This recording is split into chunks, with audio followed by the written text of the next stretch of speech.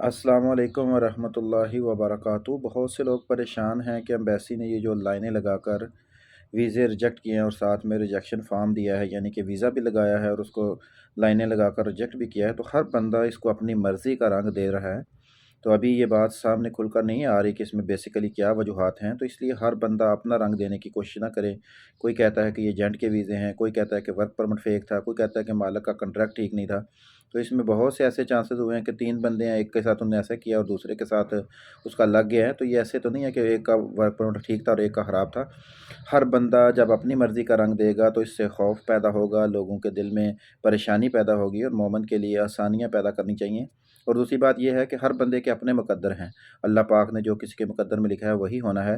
تو اس لیے آپ لوگ پریشان نہ ہوں، میں بھی اس کے اوپر تحقیق کر رہا ہوں، انشاءاللہ جیسے کوئی بلوات سامنے آتی ہیں تو آپ کو آگاہ کروں گا۔ لیکن اس کا قطعاً یہ مطلب نہیں ہے کہ یہ ویزے جو ہیں ریجیکٹ ہو گئے تو اب آگے لگنے نہیں ہیں یا کیا ہے، ایسی بات نہیں ہوتی۔ اس تمام معاملات کو اچھے طریقے سے سوچ سمجھ کر کرنا چاہیے، کسی کے اوپر الزام تراشی نہیں کرنی چاہیے، ٹھیک ہے نا۔ جب بھی کوئی بات سامنے آئے گی ٹھوس ثبوت کے ساتھ انشاءاللہ آپ تک پہنچانے کی کوشش کی جائے گی۔ آپ اپنی تیاری جاری رکھیں، اپنی محنت کریں، اسٹرگل کریں اور اپنے تمام معاملات اللہ تعالیٰ کے سپرد کر دیں، کامیابی آپ کے قدم ضرور چومے گی انشاءاللہ۔